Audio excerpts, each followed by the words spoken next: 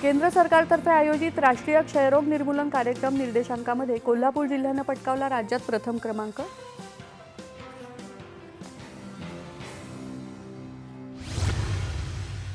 बीडचे खासदार बजरंग सोनावणे यांनी अंबाजोगाई इथल्या स्वामी रामानंद तीर्थ ग्रामीण शासकीय वैद्यकीय महाविद्यालयाला अचानक भेट देऊन घेतला रुग्णालयाचाही सखोल आढावा।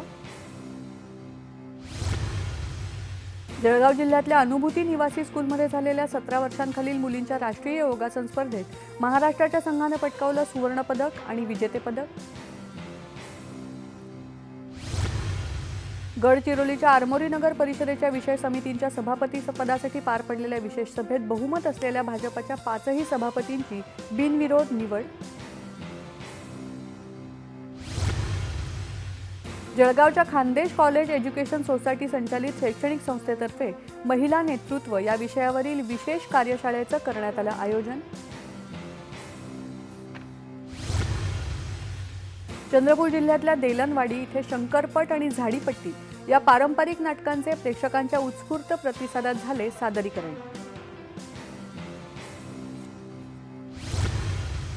धुळे जिल्ह्यात मोहाडी पोलिसांनी मद्य तस्करांविरोधात केलेल्या कारवाईमध्ये 1 कोटीपेक्षा जास्त किमतीचा मद्यसाठा केला गेला जप्त।